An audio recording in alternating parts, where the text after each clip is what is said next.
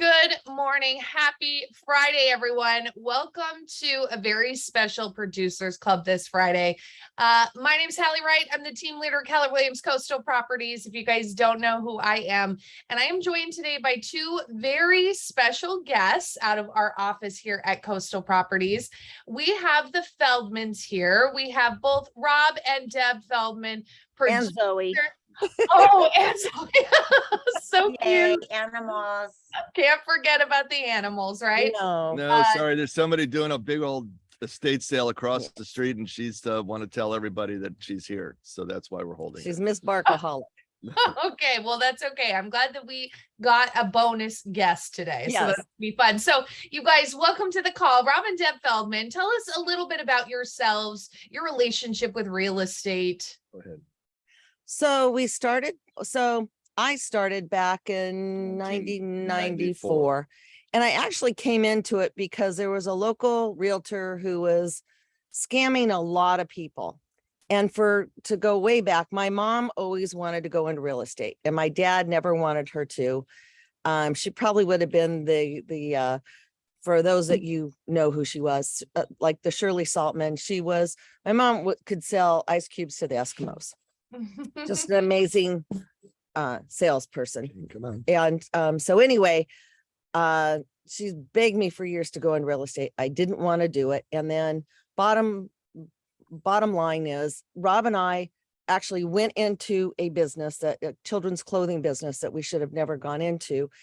And as a result of that, it didn't work out. And I worked for the local newspaper called the News Enterprise. From that, I didn't really realize what I was doing, but I was really interviewing where I wanted to go, what I wanted to do, what I knew I was going to work because I've always worked. And so I went in there, and by selling advertising space, I limited it down to two things. One was real estate, because I worked for Remax originally before they hired anybody that didn't have real estate experience. And the other one was selling working for a big corporation selling wedding packages. So I'd have to go off to like Jamaica or Hawaii but I was married. I had two little kids and Rob. So I couldn't leave him for 3 weeks and go, I'm off in Jamaica. See ya. She still blames me 30 years later. Yeah.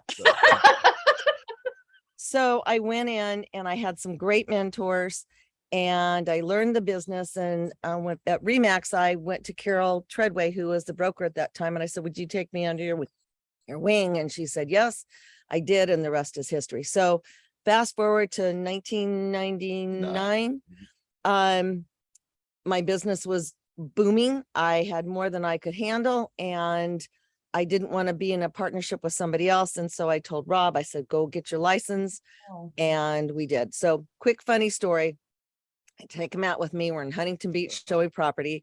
And so Rob loves to talk, and he's expounding about how this house is like 4,000 square feet. I didn't say anything. We get back to the office. I drop the clients off, and I go, don't ever say what a square footage is unless you know for sure. He goes, well, you're not supposed to correct me unless I'm really, really wrong. I said, the house was 1,200 square feet and you're really, really wrong. 1,200 and 4,000 are a little bit different. Yeah. So, Rob has a background in teaching, so he's really good at the contracts. He's good at everything, but that's where he really excels. And it's hard when you're in a partnership. You have to figure out what you do best, what you like to do. And, if you're doing things you don't want to do, it's, you do them, but they're not always the best. I love the hunt. I love when you say, I like this backyard. I want that kitchen. I want this and that. And we find it, give us the challenge. We love finding the challenge. But that's basically how we Right. came into being. And I think our biggest thing is really listening to the clients, hearing what they're saying. If they say, I don't want 5 bedrooms, I'm not showing them 5 bedrooms. If they say, I can only afford up to $1 million, I'm not showing them a $2 million property. I mean, that's sort of how we've always worked. And it's really keying into what it is that they want and being truthful. Right. And I think that going back a quick second, I got to get my 2 words in. You can have 3. Thank you. you have to find, if you guys work together or if you have mentors, you mentees, listen, you do. Deb and I, when we first started, we laugh about it now, but Deb looked at me a year into our partnership and said, you want to go find something else. It wasn't a year. It was 1 month. 1 month, whatever. But bottom line was, we were trying to find what we do best with each other. And I think that that's important too. If anybody who's on this call is working together or working with people, as Deb said, she loves the hunt. She's and I am too, but I am, for those of you who know the word schmoozing, I'm more the schmoozer, but in a way that will allow the client to let us know what they're looking for, how they're looking for it, and why they're looking for it. I think that it's so imperative that you listen. I mean, everybody says, listen, but that's what's made us successful in almost 32 years. And part of the other thing with that, Rob makes people feel at ease. This isn't a job. This is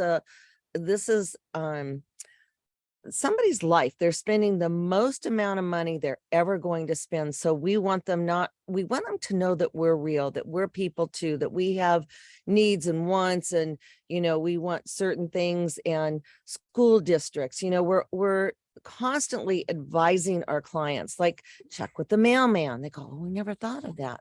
Or go into the local grocery store, see how those people treat you. If you don't want to be around those people in the grocery store that you're going to be at, why move into that neighborhood? Again, we always tell people, if you can't afford a lot, but you need, whatever neighborhood you're getting into, make sure it's a good school system, even if you're never going to have children, because a good school system like Los Alamitos will always keep the value up. So again, I think we give a lot of good advice. And I think Rob's thing is always saying, let them know that we're human, that we have a family and we want the same things you do. And I think it's comforting people. This isn't just a job. It's, our clients are our friends. And let's face it, pre-pandemic, we probably did things that, we brought people over to our house to say, look, here's what we did. Here's how we remodeled. Here's what we've done. Give you some ideas, because with all the HGTV stuff on, everybody thinks you snap your fingers and you've got a house and instant this and all that. And it's not true. It just isn't. Yeah. So that's where we go. And I think that through this thread, before Halley asks Halley, we have cousins Haley that are just okay. And after all the years I've known Halley, so Halley will ask us some other questions, but I think the big thread here is communicate. We talk to people and we tell them good, bad, or indifferent. We joke, we become their BFFs for the months that we are with them, because we are. And that's where that comes from. And I think that is so true. Zoe, we didn't want to ask you. And you guys are, those of us that have gotten the pleasure to know you, over, thank you. Even just the small time that I've known you guys for, several years now, but you're really setting the standard for ethical business practices. Oh yeah. I mean, the way that you built your business and your business model and have your relationships with your clients, that's really a core of that. So like, how did that ethical, really come into play, the strong ethics and the strong relationship in your business? And how can the people on the call, really start to model what that looks like? So go ahead.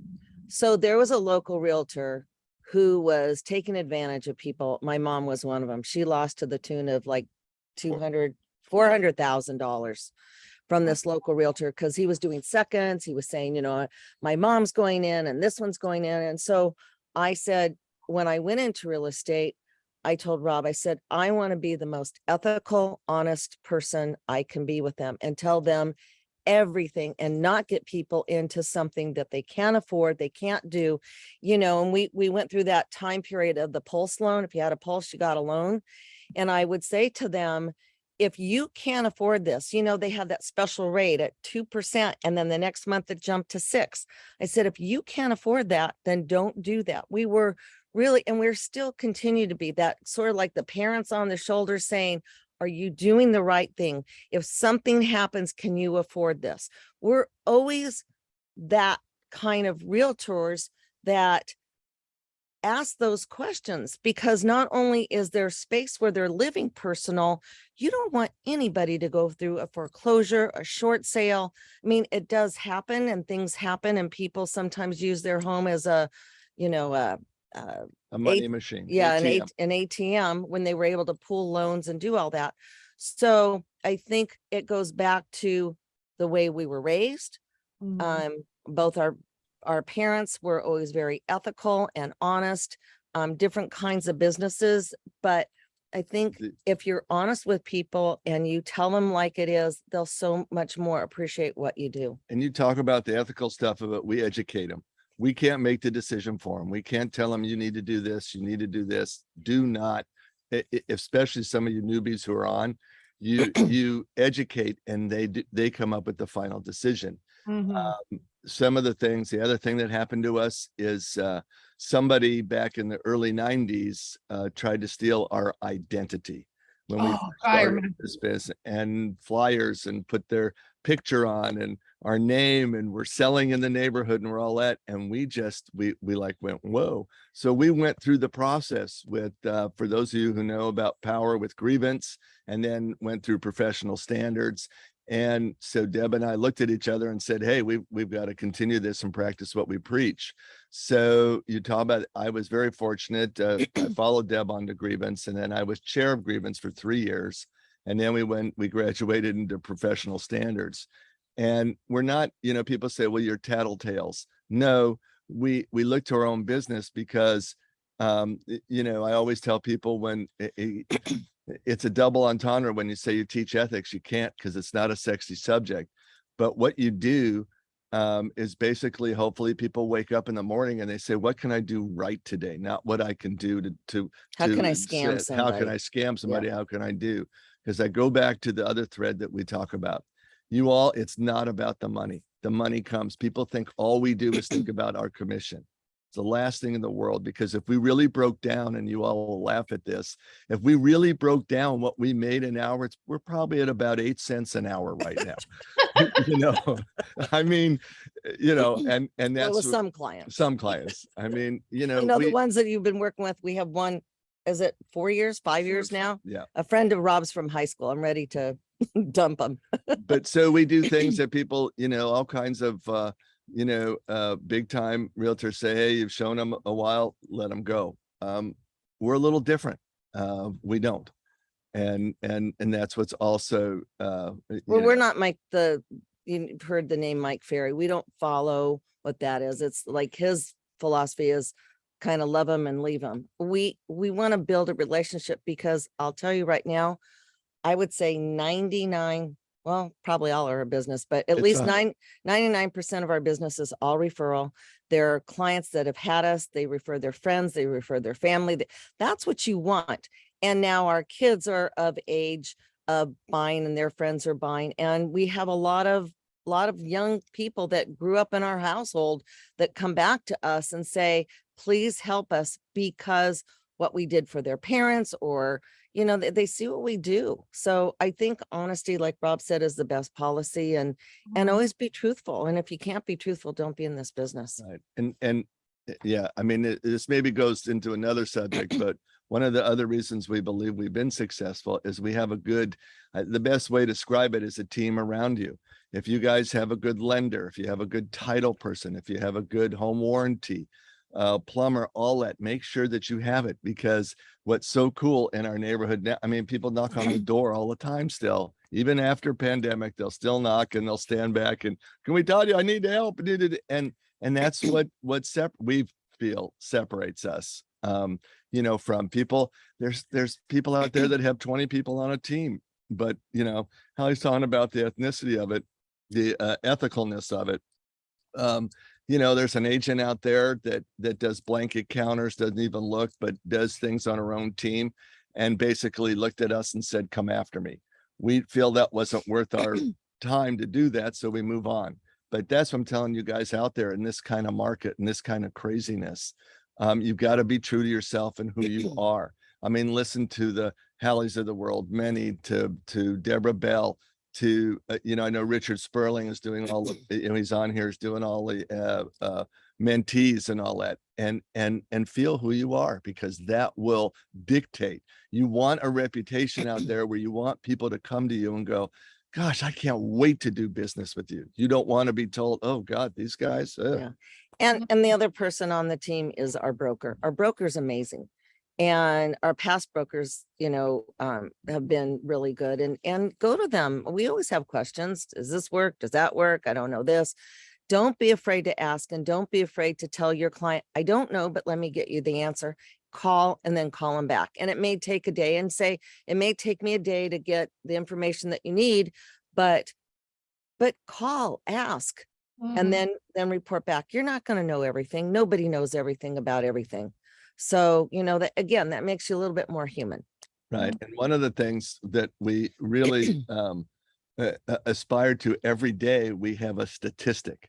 You guys, if you, especially newbies, know your area, know how many homes are up, know what's there, even though we have trouble today trying to find comps in the area, since things have come to a screeching kind of halt. They're not halting, but things have come down, this and that. Have a statistic a day. You're going to look like a star. Yeah. And people love to hear a statistic, even if they're not statistical people.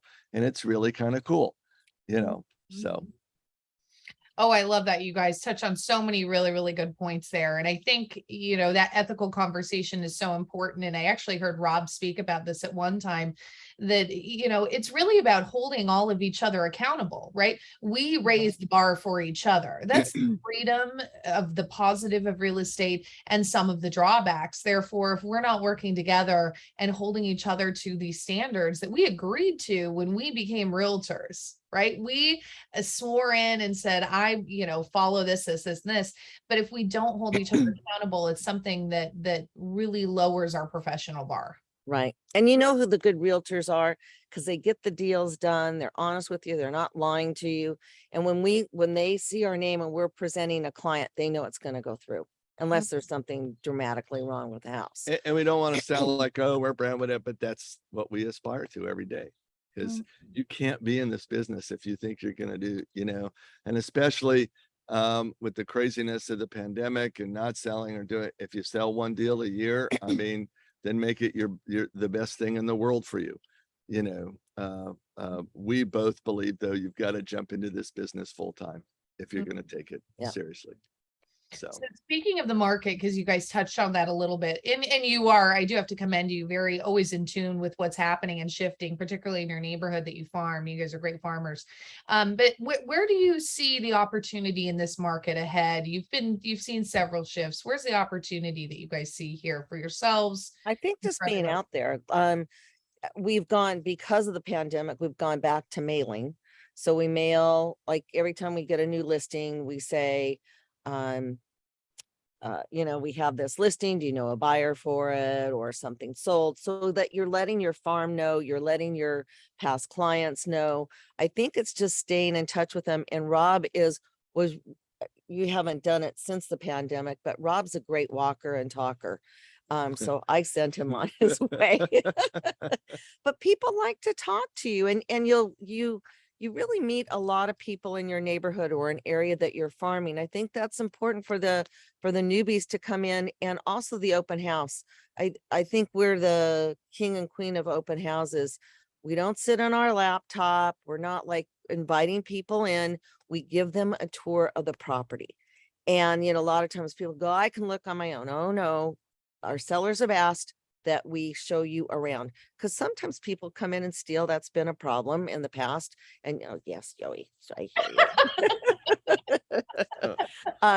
you. But I think that's really important, and we've gotten people that have come into our open house as either buyers or sellers as a result of the way we do our open house. It's a tour. Right. It's a house tour. And here's a fun story. We had two brothers who came in. One came in and sat at the other side of the house, and the other side. And you get, even though you don't think it, you're being interviewed when people come into your open houses, still now that open houses have kind of opened up, make them happen. We used to do food and we used to do 5 minute, you know what? They want to see the house. They want to chat with you. They want to see if you have knowledge of what's going on out there.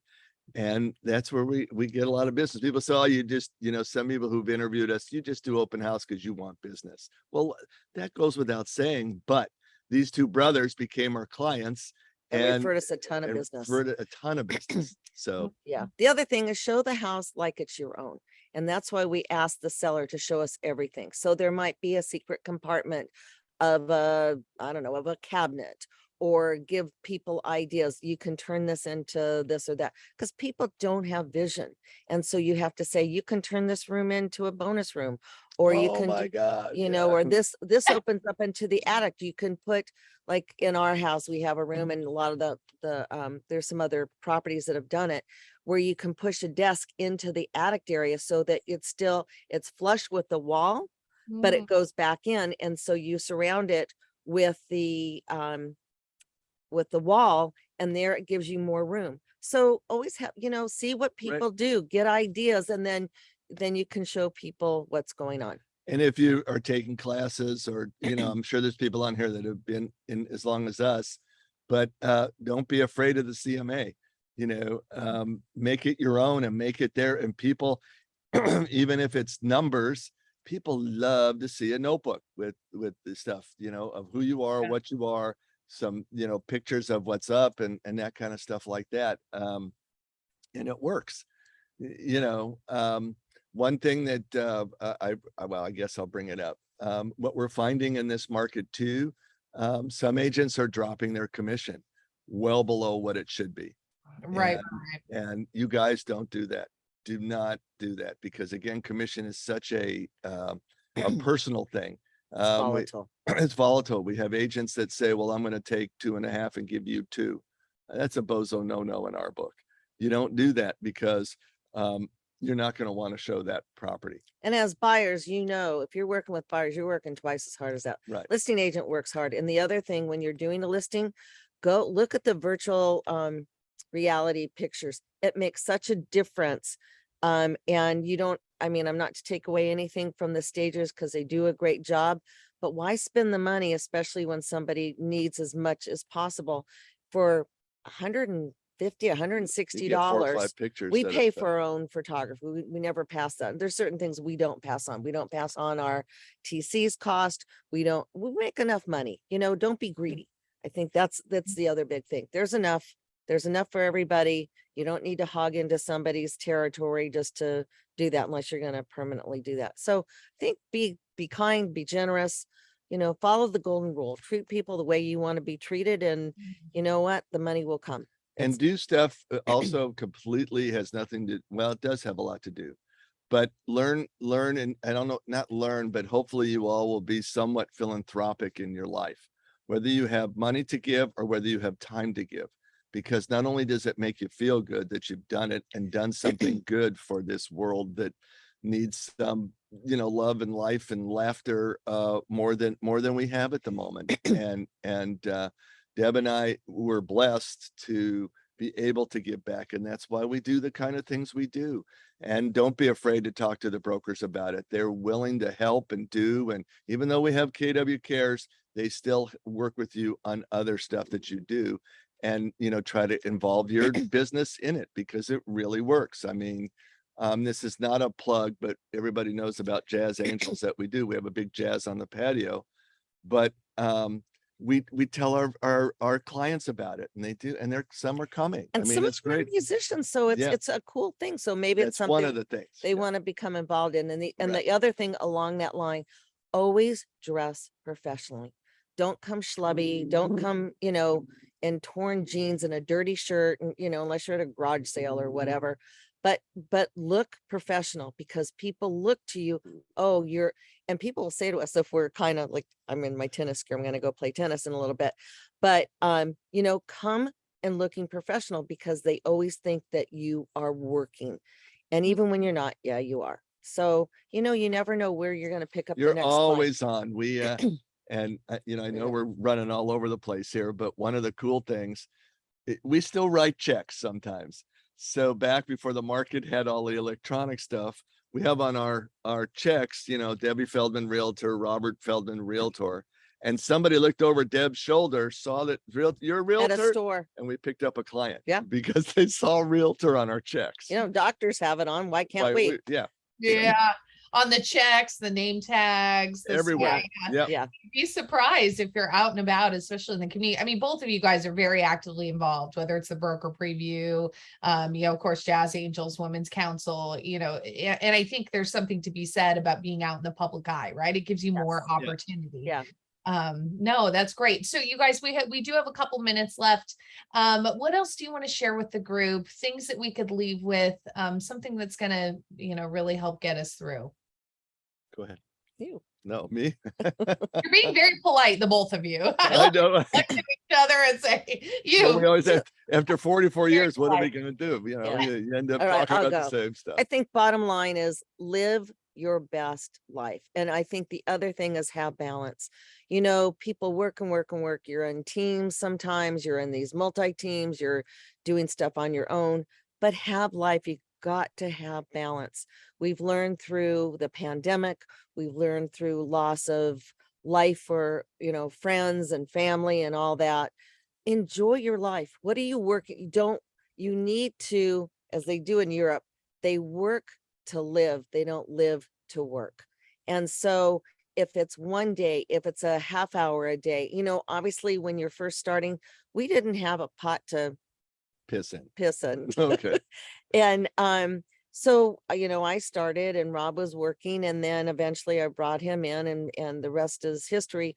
But we have to have balance. We couldn't afford a lot, but if it's a family vacation going to Texas or Arizona or wherever we had family, we would get in the car and we would go. Right. And we would take a few days, go, even if it's just taking the day off and going to the beach. If you cannot, don't overdo what you can't do, and wait till your next sale to buy. Don't buy all your stuff. And I think that's the other thing I've learned. Realtors, yes, Zoe, realtors are the most gullible people, because you hear, oh, buy this product, you won't have to do a thing. And Wrong. we did everything from Tony Robbins to Zig Ziglar to Hobbs Herder. Hobbs Herder. I mean, we could go on and on and on. Spend the $5,000 and you're gonna be a millionaire. Yeah.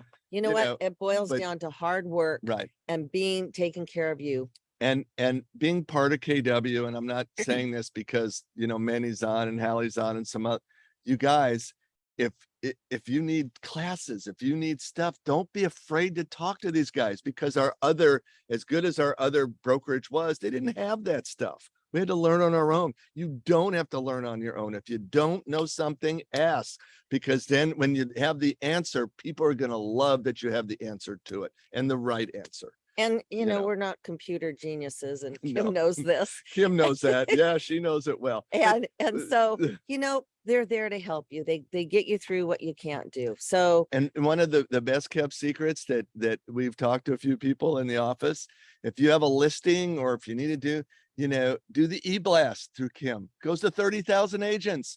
You guys, that's how we get, things happening, and people actually write and go, great listing. And then you start the conversation from them. So That's we could amazing. go on and on and on, but just again, but we're not. We're not. So I know. Well, we could go producer's hour, really. Stop here. You two, I adore the both of you. Your Well, story thank you. and the Thank things you. that you share. I just, you're always giving back to the brokerage and to everyone here on the call. So I appreciate both of your support for our brokerage and the community. You guys, Rob and Deb Feldman, thank you for joining me. Reach out to them. They're very kind. And I'm If Yeah, you have call us, questions, call us. call us if you have questions, thoughts. We're here. Yeah, that's awesome. You guys have a happy, good Friday. Have a productive weekend, and we'll see you all next week. All right. Hey, Minnie, Manny. Shabbat guys. Shalom. Shabbat Guys, shalom. thanks for everything. Shabbat shalom. Bye.